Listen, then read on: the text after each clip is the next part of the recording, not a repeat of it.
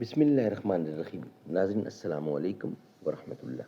ناظرین یہ کتاب ہے قصص الانبیاء،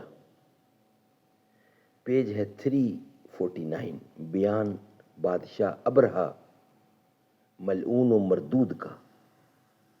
ناظرین یہ کتاب جس کے رائٹر ہیں یعنی تصنیف ہے مولانا عبد المنان صاحب رحمۃ اللہ علیہ کی، اس کتاب کا ٹائٹل ہے قصص الانبیاء۔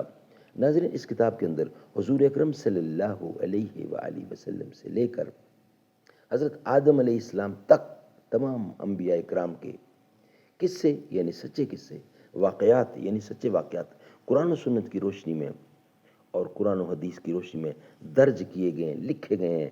ہم جسارت کرتے ہیں آپ تک پہنچانے کی روزانہ کی بنیاد پر کم از کم ایک، اس نیت سے، اس امید سے، اس آس اور اس یقین سے کہ آپ خود بھی سنیں گے اور دوسروں تک پہنچائیں گے۔ اے زندگی کہتی ہیں جس کی، زندگی کہتے ہیں جس کو 4 دن کی بات ہے، بس ہمیشہ رہنے والی ایک خدا کی ذات ہے۔ گناہوں سے ہمیں رغبت نہ تھی مگر یا رب تیری نگاہ کرم کو بھی منہ دکھانا تھا۔ بت کدے سے چلے ہو کعبے کو، کیا ملے گا تمہیں خدا کے سوا؟ تو میرے سجدوں کی لاج رکھ لے، شعور سجدہ نہیں ہے مجھ کو، یہ سر تیرے آستاں سے پہلے کسی کے آگے جھکا نہیں۔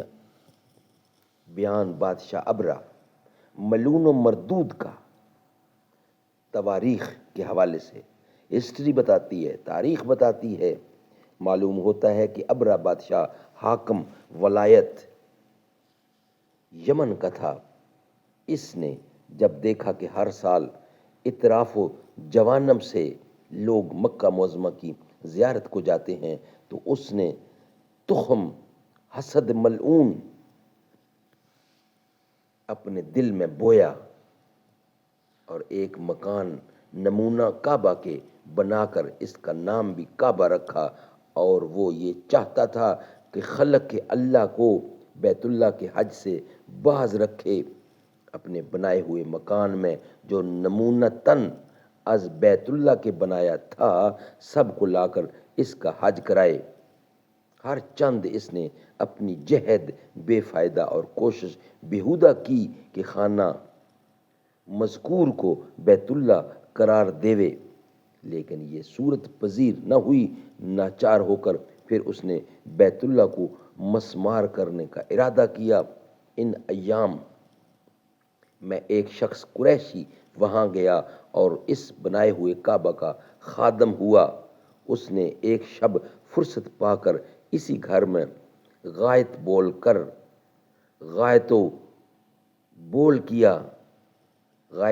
کیا اور جو کچھ مال و اسباب پایا لے کر چلا آیا۔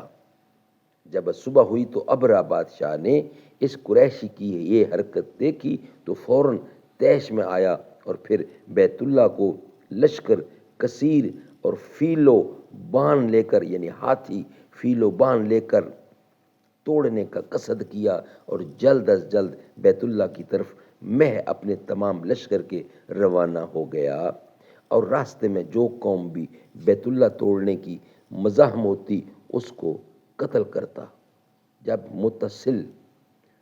متصل بیت اللہ شریف کے مہ لشکر اور ہاتھی کے جا پہنچا تو ان مقامی قریشیوں نے یہ حشمت دیکھ کر تمام اہل قریش مہ قبائل اپنا اپنا گھر چھوڑ کر پہاڑوں میں چھپ کر دیکھتے تھے۔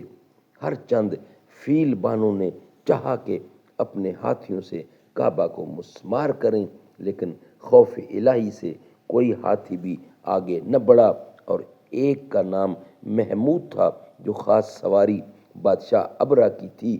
اس ہاتھی نے اس کو اپنی پیٹھ پر یعنی پلید کو سوار نہ کیا۔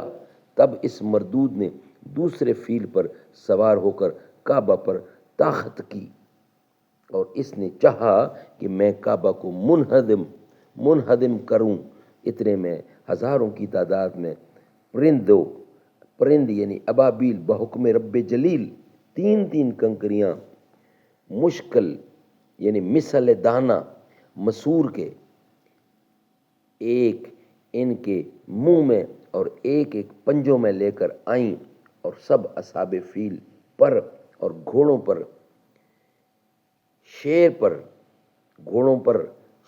پر مثل گولا بندوق کے مارنے لگیں، ایک ایک کنکری ہر سوار کے سر سے گھس کر نیچے سے نکل گئی، اور بعض سوار کی پشت سے گھس کر پیٹھ سے باہر ہوئی، ایک ہی پل میں خداوند قدوس نے سب کو جہنم رسید کیا۔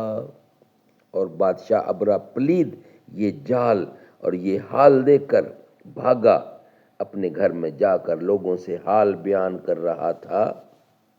ناظرین، اس کا بقیہ حصہ ہم انشاءاللہ آپ کے سامنے رکھیں گے نیکسٹ ویلاگ کی صورت میں۔ یہ ویلاگ ہمارا یہاں ہی مکمل ہوتا ہے، ابھی بیان اس کا باقی ہے، انشاءاللہ ہم آپ کے سامنے رکھیں گے۔ یا رب مدین پاک میں جانا نصیب ہو تو نہ آنا نصیب ہو، رکھ دوں میں در حضور پہ جب میں جبین شوق، رکھ دوں در حضور پہ جب میں جبین شوق، چوکھٹ سے ان کے سر نہ اٹھانا نصیب ہو، در در کی ٹھوکریں ہیں جو میرے نصیب میں، عشق نبی میں ٹھوکر کھانا نصیب ہو۔